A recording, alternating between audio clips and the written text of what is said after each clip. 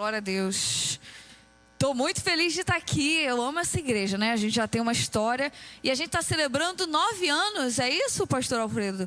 9 anos de Atitude Zona Sul. Parabéns. Você já deu parabéns para a pessoa que está do seu lado? Vira para a pessoa e fala: meu irmão, parabéns. Estamos há 9 anos expandindo o reino de Deus nesse lugar. Isso é muito lindo. E o Senhor vai fazer coisas tremendas para os próximos 9, 10 anos. Você crê nisso? Vocês já estão aí alargando as tendas.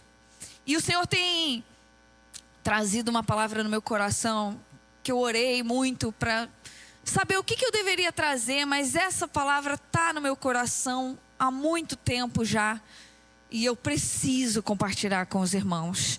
Eu quero que o seu coração esteja bem aberto e que o Senhor venha com graça, com misericórdia, com o poder de Deus sobre nós e com muito temor da presença manifesta dele nesse lugar. Eu desejo a presença dele nesse lugar de uma forma como eu não experimentei ainda. Você deseja isso?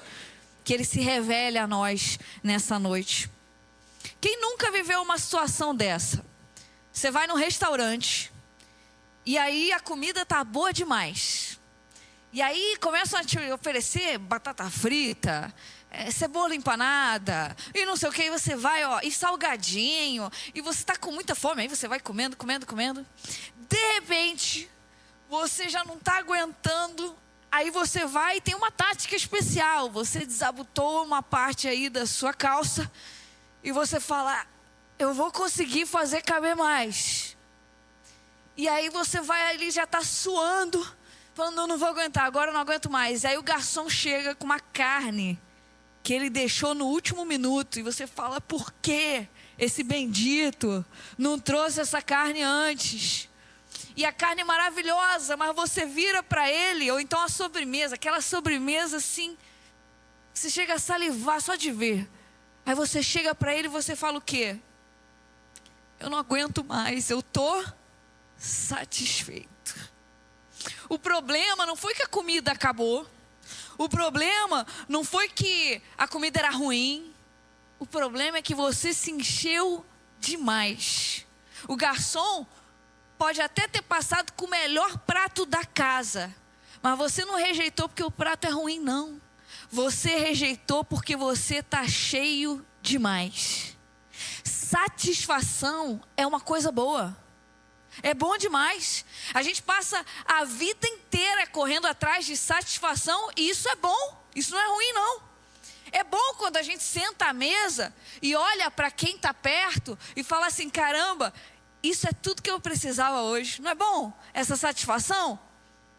É bom quando você termina um dia cheio, com um monte de coisa que você achou que você não ia dar conta. E aí antes de dormir você deita, experimenta aquela paz de: caramba, eu consegui sobreviver esse dia. Ufa, eu consegui dar conta de tudo. Não é bom? É muito bom. É bom demais estar satisfeito depois de uma refeição gostosa, não é? Aquela comidinha caseira da mamãe, da vovó. É bom demais. É bom demais estar satisfeito quando o salário cai na conta. Oh, glória. Alguém pode dar um glória? E você rapidamente percebe ele passando assim, em questões de segundos. Mas foi bom enquanto você conseguiu olhar para ele. Satisfação é bom. É bom, é profundamente bom experimentar a satisfação depois de uma vida corrida, de luta, de pressão. É ótimo, ninguém discorda disso, ninguém acha isso errado, ninguém prega contra isso, isso é bom. Mas existe uma verdade da qual quase ninguém fala, uma verdade bastante desconfortável, e que é justamente essa que eu quero trazer para os irmãos. Às vezes a satisfação suave, discreta, confortável é o que está matando a gente por dentro. É o que está matando a nossa vida espiritual. Porque a satisfação, meus irmãos, às vezes ela nos embala como um berço. Às vezes a satisfação nos envolve como um cobertor quentinho. Às vezes a satisfação nos adormece como uma canção de ninar. E quando a gente percebe, a gente está tão satisfeito aqui na terra, que a gente não tem mais saudade e nem desejo pelas coisas do céu. Cuidado! A gente está tão acomodado com a paz daqui, que não busca mais a presença, não sente falta durante o dia da presença de Deus. A gente está tão cheio de coisa boa, que a gente não percebe que a gente está distante das coisas eternas. E eu queria trazer uma pergunta para vocês. Meu irmão, você está satisfeito? Onde foi que a gente parou? Onde foi que o banquete de Deus deixou de ser prioridade e o lanche rápido à beira da estrada da vida passou a ser suficiente para a gente? Eu queria que você imaginasse, por exemplo, um pássaro que nasceu com asas maravilhosas, lindas, belíssimas. Ele foi criado para o infinito, ele foi criado para o vento no rosto e para a glória de conseguir atravessar uma tempestade. Ele foi criado para isso, para voar alto e muito alto. Mas um dia ofereceram para ele uma gaiola. E não era qualquer gaiola não, era uma gaiola feita de ouro, uma gaiola lindíssima, com água refil, fresquinha. Acabava, estava ali a aguinha, deliciosa para ele, de novo. Sementes de vários tipos, que ele nunca precisou lutar para ter. Era só acabar que colocavam outros tipos de semente. Lá dentro não tem perigo, lá dentro não tem incerteza. O pássaro começa então a achar que segurança é melhor do que liberdade. E com o passar dos anos, o pássaro vai olhando para as suas próprias asas, para as penas, e começa a nem entender por que elas existem, por que elas estão ali. O céu se torna algo tão distante para ele. Ele foi criado para o céu, mas está tão distante que parece só um quadro na paisagem, no ângulo que ele consegue olhar de dentro da gaiola. Até que um dia, ele vai atrofiando e morre ali, na gaiola. Sabe qual é a tragédia, meu irmão? A tragédia é que o pássaro não morreu porque foi atacado. A tragédia é que o pássaro morreu porque ficou satisfeito. Igreja, olha para a vida que você está levando. Olha pelo seu anseio por almas. Olha para o céu que você costumava desejar mais do que o ar que você respira. E compara com a gaiola que você se trancou. Cuidado, estamos satisfeitos demais.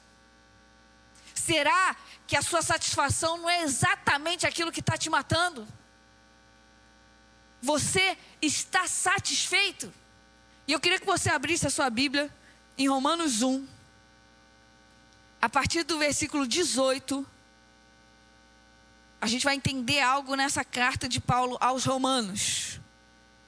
O texto diz o seguinte, Romanos 1, 18. Assim Deus mostra do céu a sua ira contra todos os que são pecadores e perversos, que por sua maldade impedem que a verdade seja conhecida. Sabem a verdade a respeito de Deus, pois Ele a tornou evidente por meio de tudo que Ele fez desde a criação do mundo. Podem perceber claramente os seus atributos invisíveis, o seu poder eterno e a sua natureza divina. Portanto, não tem desculpa alguma. Sim, eles conheciam algo sobre Deus, mas não o adoraram, não agradeceram. Em vez disso, começaram a inventar ideias tolas e com isso a sua mente ficou obscurecida e confusa. Dizendo-se sábios, tornaram-se tolos. Trocaram a grandeza de Deus imortal por imagens de seres humanos mortais, bem como de aves, de animais e répteis. Por isso, Deus os entregou aos desejos pecaminosos do seu coração. Como resultado, praticaram entre si coisas desprezíveis e degradantes com o próprio corpo. Trocaram a verdade sobre Deus pela mentira Desse modo, adoraram e serviram coisas que Deus criou no lugar do Criador, que é digno de louvor eterno. Meu irmão, esse texto é muito forte. Eu nem precisava pregar nada. Podia ler o texto, amém, vamos orar. É forte demais. Olha o que estava acontecendo. Paulo escreveu essa carta para Roma, para os romanos, a igreja lá. Roma era uma cidade depravada. A sociedade lá era dominada por idolatria. Era o caos. Imoralidade, corrupção, circulava pelos corredores da cidade de uma maneira absurda. Era terrível o que acontecia naquele lugar. E aí Paulo escreve o seguinte: a ira de Deus se revela do céu contra tudo isso. Paulo está preocupado em anunciar para aquela cidade a ira de Deus e descrever o quanto a ira de Deus é santa e é justa. Paulo diz que Deus revela quem Ele é e deixa isso claro e evidente, a verdade sobre si, para todos. Ele diz assim: podem perceber claramente os seus atributos invisíveis, o seu poder eterno e a sua natureza. Não tem desculpa alguma, é o que Paulo diz. Somos indesculpáveis. Deus se revela a nós na criação, nas coisas criadas, na natureza. Deus se revela a nós. Somos indesculpáveis se ignoramos isso. Deus está irado com o pecado, e a ira de Deus é necessária por causa do caráter de Deus. Existe uma dinâmica aqui no texto a respeito da ira de Deus. Ela se revela. Onde o pecado está, a ira de Deus está. Onde a injustiça está, a ira de Deus está. Deus não pode tolerar o mal por causa do seu caráter. Meu irmão, se existe anúncio do evangelho sem o anúncio da ira de Deus, foge. Porque está sendo anunciado um falso evangelho. O anúncio do evangelho pressupõe o anúncio da ira de Deus. E foi justamente a ira de Deus que Jesus levou sobre si do nosso lugar. A ira justa e santa de Deus a respeito do nosso pecado, Jesus foi, se colocou na frente e falou: vem sobre mim, sobre eles não.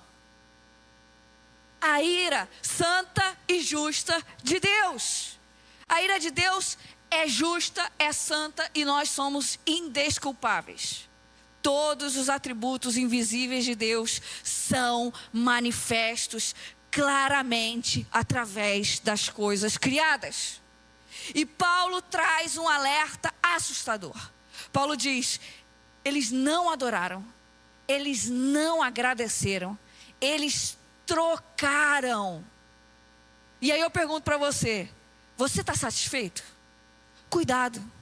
A primeira coisa que a gente aprende nessa carta é que a sua satisfação pode estar substituindo Deus. Paulo não está falando de ímpios, ignorantes. Paulo não está falando de gente que abandonou Deus de uma vez. Não.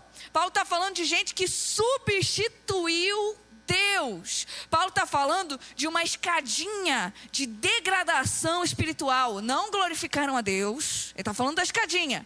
A glória que deveria ser dada foi retida. A glória que deveria ter sido entregue ficou para eles. Não glorificaram, não deram graças, não agradeceram. Quantas vezes, meu irmão, nós não negamos a Deus, mas nós substituímos Deus.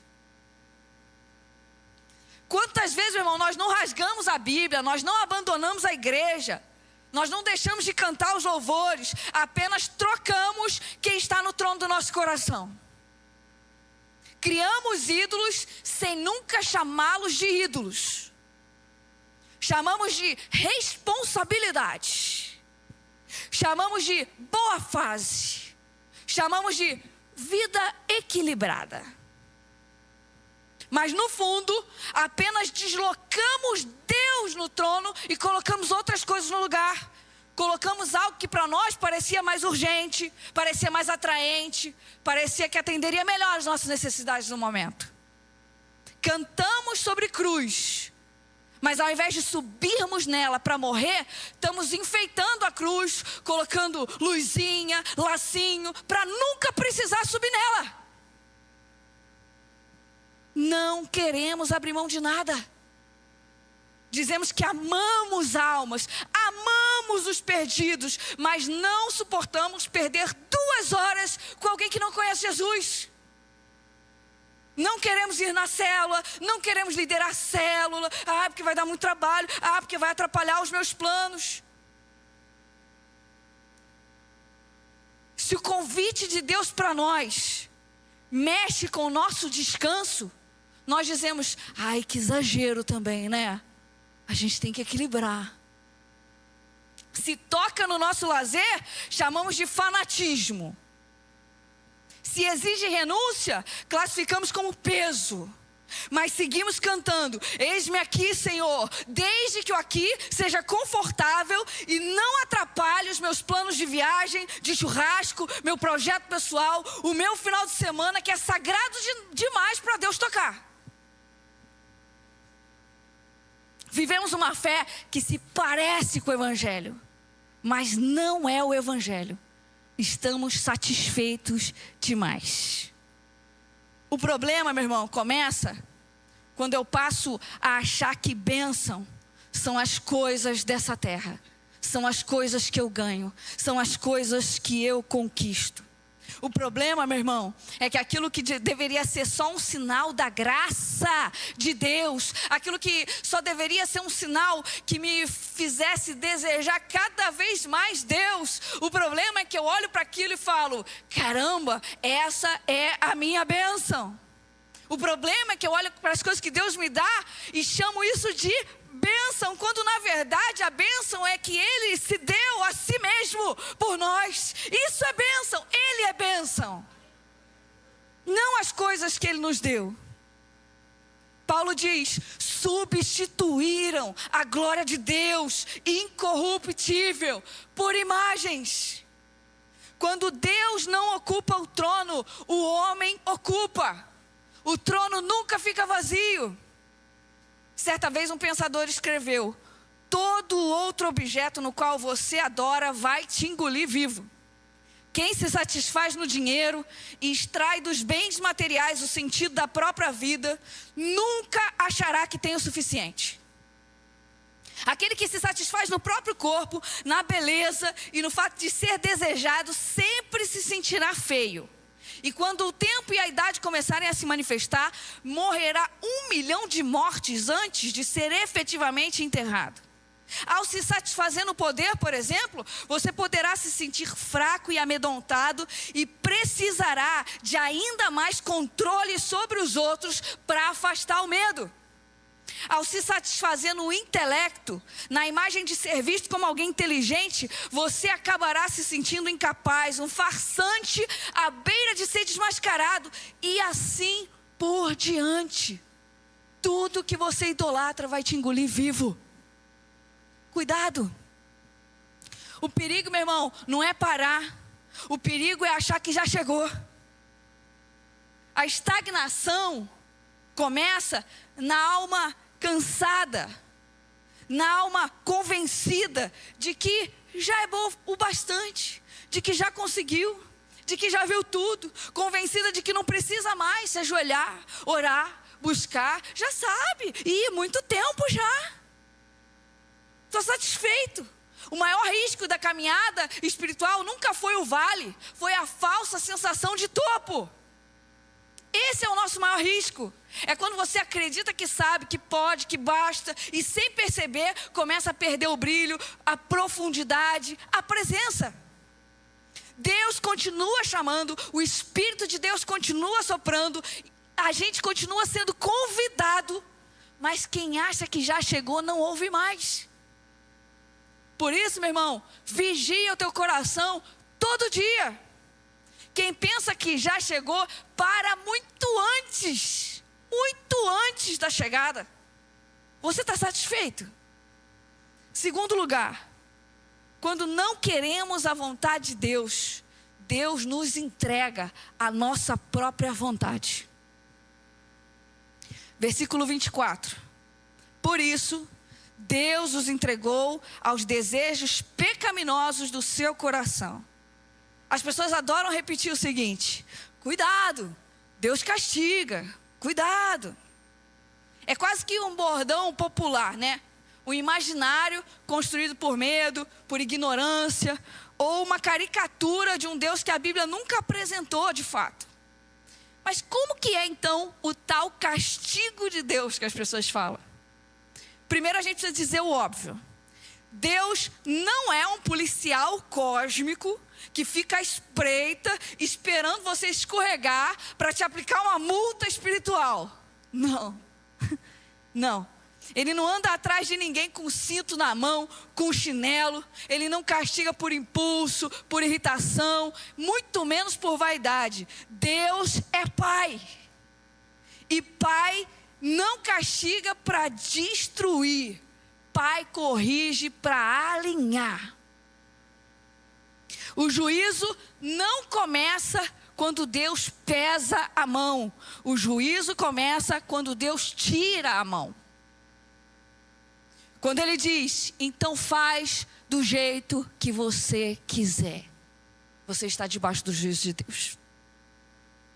Esse tipo de juízo aparece em Romanos 1. Diz assim: Deus os entregou aos desejos do seu coração. Porque o juízo mais silencioso, mais assustador, não é Deus te impedir, é Deus permitir. Não é Deus fechar a porta, é Deus dizer, faz como você quiser. Existe um tipo de sucesso que é, na verdade, extremamente perigoso.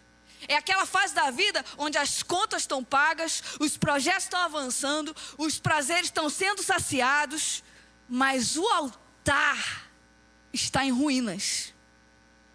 Estamos tão acostumados a associar bênção de Deus com ganhos materiais que perdemos a capacidade de perceber quando o nosso está tudo dando certo, é na verdade Deus nos entregando aos nossos próprios desejos.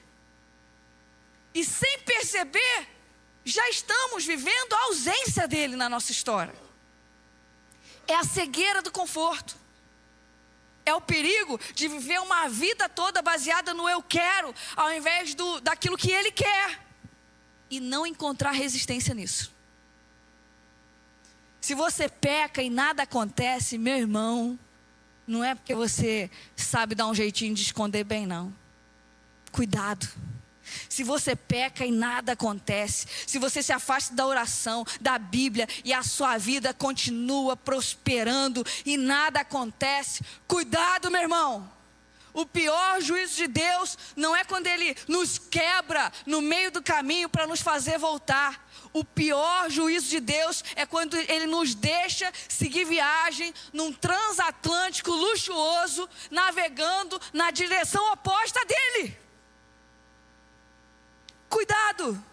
Às vezes, o que a gente chama de sorte, de conquista, é Deus respeitando a nossa teimosia. Vai e faz. Ele nos concede o que a gente pediu para que a gente descubra pelo gosto amargo do fruto que não existe nada mais miserável do que ter tudo que o mundo oferece e não ter a presença de Deus. A nossa maior desgraça não é o fracasso sob o olhar atento e cuidadoso do nosso Deus, mas é o sucesso sem perceber que Ele não está mais. Essa é a maior desgraça. Por isso, tema o dia em que você parar de ouvir não de Deus. Tema quando os seus projetos não forem mais contrariados por Ele. Tema quando você não precisar mais rasgar o coração sangrando e seguir em frente. Esse é o momento mais perigoso da vida. Quando Deus entrega alguém aos seus próprios desejos, não é porque Ele desistiu da pessoa, não. É porque a pessoa insistiu em desistir dele. O juízo mais severo de Deus é Ele entregar alguém a si mesmo. Por isso que o maior milagre da graça não é Deus te dar alguma coisa, é Deus te impedir de seguir um caminho que te destrói. O juízo de Deus não é Ele te machucar, é Ele parar de salvar você de você mesmo. Nos anos 90, eu nem era nascida. E não, hein? Tinha dois ilusionistas muito famosos. Siegfried e Roy. Vocês não vão lembrar, eu também não lembro. E a gente fica nesse acordo. Eles faziam mágicas com tigres em Las Vegas. Eles eram super estourados lá. Tigres brancos, décadas de sucesso. Até o trágico dia onde no meio da apresentação um dos tigres, Montecor, o nome do tigre, agarrou a mão de Roy com força, obrigando ele a se ajoelhar, e mordeu no seu cangote. Foi sangue para todo lado. Foi um desespero aquela apresentação. Roy foi levado em estado gravíssimo para o hospital. Mas lá, com a força que ele tinha, ele disse: não machuquem o tigre. Não era um ataque, era um resgate. Na verdade, Roy teve um derrame cerebral. O tigre percebeu que Roy não estava bem, que tinha alguma coisa acontecendo antes de todo mundo. E fez o que qualquer tigre faz para proteger os seus. Baixou Roy, pegou ele para o cangote e tentou levar ele para um lugar mais seguro. O ataque do tigre provocou um sangramento no pescoço. E foi esse sangramento que salvou Roy, porque diminuiu a pressão na cabeça no momento do derrame. Não era um ataque, era um resgate. Houve sofrimento, houve sangue, houve desespero, mas não era um ataque, era um resgate. Meu irmão, quando Deus nos faz sangrar, nunca é um ataque, sempre é um resgate. Naqueles dias em que parecer que Deus é contra você, que as coisas, as portas estão se fechando para você, naqueles dias em que parecer que Deus não se importa com você, parece que Ele te abandonou, naqueles dias, lembre que não é um ataque, Ele está fazendo você sangrar sim, mas é um resgate. Salmo 81:11 diz assim: mas o meu povo não quis ouvir, então eu os deixei andar segundo o seu próprio coração. Essa é uma das mensagens mais urgentes e necessárias para a igreja atual que nós vivemos, porque a gente vive uma geração que confunde portas abertas com vontade de Deus. Ai, as portas se abriram, então Deus está nisso. Não, meu irmão. Não necessariamente. Quando a porta que você tanto forçou para abrir, abre, cuidado. Pode ser que Deus tenha saído da frente para você aprender o peso de ser o seu próprio Deus. Cuidado. Sabe, meu irmão, Deus não quer ser o seu entretenimento. Deus não quer ser a sua distração. Deus não quer ser a sua atração que você vem ver. Deus quer ser o seu Deus. Não trate Deus como uma droga que você consome para sentir algo, para ter alguma coisa. Você não consome Deus, meu irmão. Você é consumido por Ele. Para de tratar Deus assim. Experiência com Deus não é para dar uma sensação boa na gente, para ser legal, para ser divertido. Não. Experiência com Deus é para a gente ser transformado e se arrepender de pecado. Experiência com Deus é para arrependimento. Para de tratar Deus como entretenimento, distração. Deus é santo e Ele quer ser o seu Deus. Houve um tempo em que você orava pelas pessoas da sua célula, nome por nome. Fazia listinha e orava e levantava 3 horas, nome por nome. Hoje, você não quer nem ser líder de célula para não atrapalhar, porque aí é muita responsabilidade, muito compromisso, que nada. É porque você não quer que atrapalhe a sua vida, porque você acha que vai atrapalhar os seus lindos planos com as coisas dessa terra. Houve um tempo que ganhar almas para Jesus te deixava com uma alegria, você não conseguia nem dormir. Era um negócio assim, desesperador. Você ficava tão eufórico, meu Deus, eu ganhei aquela pessoa para Jesus, eu não consigo nem dormir. Eu ganhei aquela, nossa, aquela pessoa está vivendo o primeiro amor, que coisa linda. Hoje, você torce para ninguém aparecer, porque você está cansado demais. Hoje, você nem se importa se quem trabalha do seu lado todos os dias, vai para o inferno ou não, porque você nem convida para ir para a célula ou vir para a igreja, porque senão você vai ter que ficar dando atenção, né? E você não quer ficar vindo dando atenção para ninguém, você quer vir, consumir o culto e ir embora cuidar da sua vida. Meu irmão, cuidado. Você já não pergunta, Deus, quem que o Senhor quer que eu cuide agora? Quem que o Senhor quer quem você vai me confiar? Você vai me confiar quem para eu cuidar agora? Não. Você vira para Deus e fala, Senhor, posso ficar de fora essa semana? Quando a missão se torna um incômodo para a gente, é sinal de que algo dentro de nós não queima mais como antes. Hoje, a gente trata Deus como se a gente estivesse fazendo um favor para Ele. Ah, mesmo cansado, eu vim no culto. Ai, mesmo chovendo, eu estou aqui. Mesmo ocupado, eu servi. Mesmo com tudo isso, eu ainda estou na igreja. Ó, aqui ó. Parabéns. Olha, Deus não tem como te agradecer. Meu irmão, imagina a cena com calma. Vamos imaginar aqui. Você entra no escritório do homem mais rico do mundo. Mais rico do mundo, pelo homem mais rico do mundo. Você entra nesse escritório. Aí você não vai chegar com as mãos vazias, porque não pega bem. Aí você fala assim, pô, vou levar um lanche para ele. Mas não vou levar qualquer lanche, não. Eu vou levar um carrinho lotado com o melhor hambúrguer, com vários tipos de hambúrguer. Mas um carrinho que eu vou precisar de ajuda para levar. Aquele cheirinho, a batata, o hambúrguer, vários tipos, todos embaladinhos, lindo demais. Aquilo ali vai ser um impacto danado. Pô, o homem mais rico do mundo vai ser lindo demais. Aí você entra lá nessa sala. Sabe o que acontece? Aquele homem mal levanta os olhos. Ele já almoçou num restaurante 5 estrelas. Ele tem um chefe particular de cozinha. A geladeira da casa dele é maior que o do seu quarto. Para ele, aquele lanche maravilhoso, aquele banquete que você levou, não é um presente. Para ele aquilo é desnecessário. Agora imagina uma outra cena. Imagina um lugar esquecido, uma criança com um corpinho frágil, dias sem comer, o olhar apagado, o estômago queimando de tão vazio. E você não chega com um carrinho enorme não, você chega só com um pedacinho de um hambúrguer. Só um hambúrguer. Você chega, pequeno, simples, sem batata frita, sem nada. Meu irmão, quando aquela criança vê, o mundo muda de cor para ela. As mãos começam a tremer. Os olhinhos começam a se encher de vida. Aquele hambúrguer não é comida. Aquilo para ela é salvação. Quem mais valoriza o pão é quem tem fome, meu irmão. É exatamente assim com o Evangelho.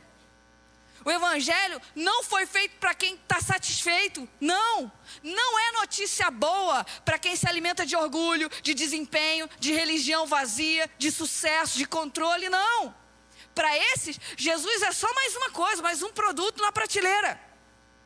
O Evangelho é boa notícia para quem descobriu que o dinheiro não cura a culpa, que o status não estanca a dor, e que a posição não ressuscita um coração quando ele para. Para isso que tanta gente hoje em dia não consegue mais se comover com a cruz. Sabe por quê? Não é porque a cruz perdeu o seu poder, não. Não. Mas é porque perderam a fome.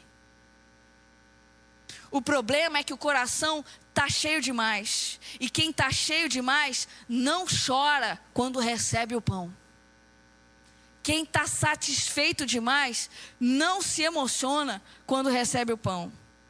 Mas quem reconhece que está faminto, ao receber Jesus, não diz, interessante, não. Ao receber Jesus diz, eu estava morrendo de fome. Terceiro lugar, quando estamos cheios demais, perdemos a fome por Deus. Versículo 25, trocaram a verdade sobre Deus pela mentira. E a mentira, meu irmão, não é que Deus não existe, é que outras coisas parecem ser suficientes. A Bíblia diz, negue-se a si mesmo. A cultura de hoje diz, preserve-se acima de tudo. A Bíblia diz, morra para o mundo. A cultura de hoje diz, saiba equilibrar as coisas. A Bíblia diz, seja santo. A cultura diz, não seja tão radical. A Bíblia diz, busque primeiro o reino. A cultura diz, encaixe Deus na sua vida quando der. Trocaram a verdade pela mentira. A Bíblia diz, ide por todo o mundo, faça discípulos. A cultura diz, viva para realizar os seus sonhos. A Bíblia diz, façam discípulos. A cultura diz, sentem nas mesas que mais te favoreçam. A Bíblia diz, sejam minhas testemunhas. A cultura diz, não se exponha demais. A Bíblia diz, preguem o evangelho para toda criatura. A cultura diz, liderar célula é peso, é muita cobrança, é número. Isso dá uma raiva. A Bíblia diz, os campos estão brancos para a colheita, as pessoas precisam de Jesus. A cultura diz, não bota muita pressão não, senão vai gerar trauma. Trocaram a verdade pela mentira. Estamos cheios de séries, de trabalho, de informação, de opinião, de barulho e completamente vazios de Deus. E quando não há fome, irmão, não há busca. A fome não é problema a ser resolvido, não. A fome é um sinal de que você ainda está vivo. O verdadeiro perigo não é morrer de fome, é morrer de satisfação com coisa podre. Sabe qual é o sinal de que você está doente? Você perde o apetite. Aí você fica lá com aquela febre, não consegue comer nada, está doente. Aí você começa a melhorar. Qual é o primeiro sinal de que você voltou a ficar saudável, que a febre passou? Você começa a ter fome. Fome de novo. Meu irmão, o satisfeito não quer comer mais. O satisfeito não busca mais. O satisfeito nem percebe a ausência. Quem encontrou conforto nessa terra não se inquieta com a eternidade. John Piper certa vez escreveu o seguinte: para muitos, Jesus virou apenas um programinha, um entretenimento. Vivem uma vida que em nada reflete a glória de Deus, em nada reflete mudança de vida e transformação. Eu não encorajo essas pessoas a pensarem que são cristãs. O meu compromisso de vida é pregar o verdadeiro evangelho e falar do verdadeiro Cristo. Aquele que quando a gente conhece, a gente larga tudo, muda tudo e segue. Eu preciso pregar a verdade do evangelho de tal modo que os falsos cristãos se sintam falsos, para que eles tenham a oportunidade de serem salvos de verdade. Muitas igrejas estão apenas mimando eles constantemente, protegendo. Deus é amor, vai dar tudo certo na sua vida. Deus é amor. Eles nem são cristãos. Seus corações não foram transformados, amam outras coisas mais do que a Cristo. Acham que por irem à igreja às vezes, quando vão e fazerem algumas coisas, estão bem com Deus. Só tem uma maneira de estar bem com Deus: arrependimento. Precisamos parar de comer besteira para gerar fome de Deus.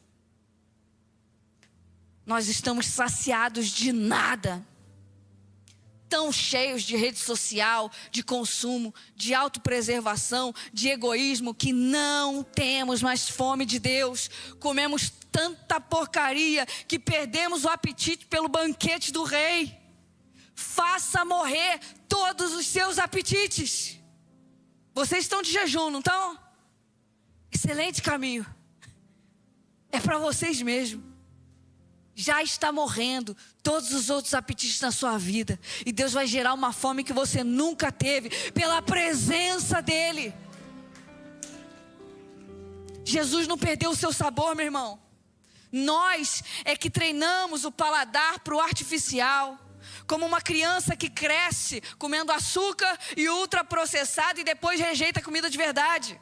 A nossa alma está tão viciada em estímulos que já não reconhece o gosto delicioso do pão vivo que desceu do céu. Amós 8:11 diz: eis que vem dias em que eu enviarei fome à terra, não fome de pão, nem sede de água, mas de ouvir a palavra do Senhor.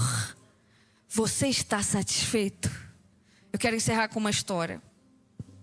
Um homem tinha passado 2 anos na prisão.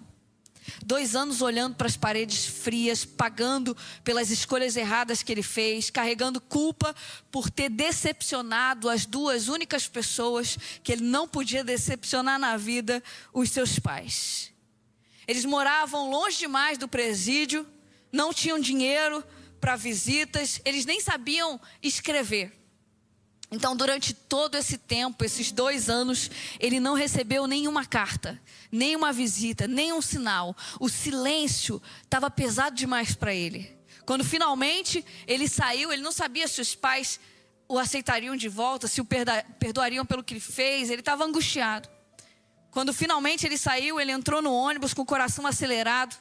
E cada quilômetro a angústia aumentava. Ele queria voltar para casa, mas ele não sabia se ele tinha um lar ainda.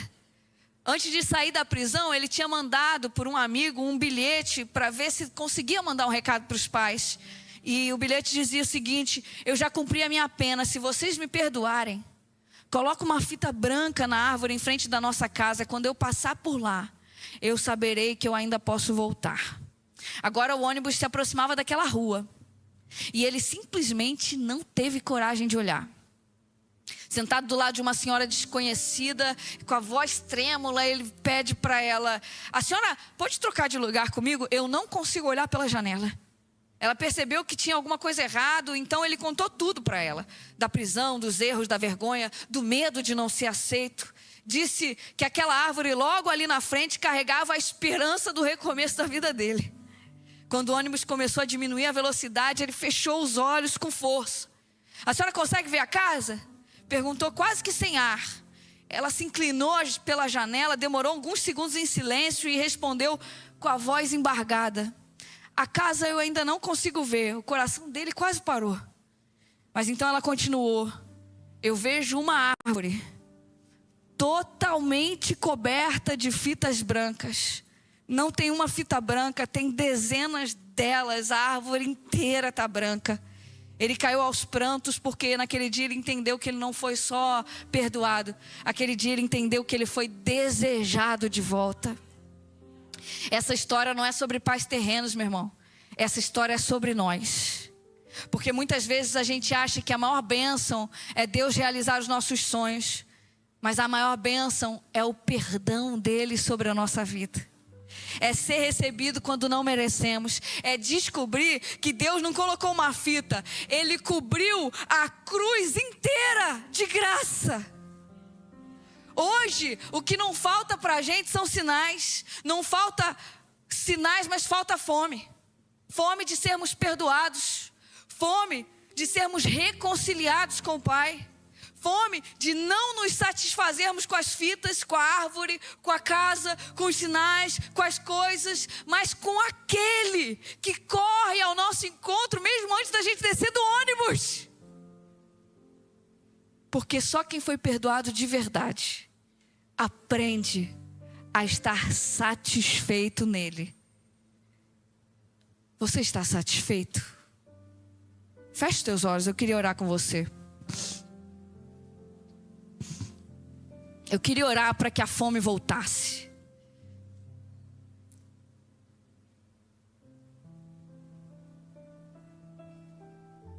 Queria que você repetisse essa oração comigo. Senhor Jesus, eu preciso ter fome e sede pela tua presença.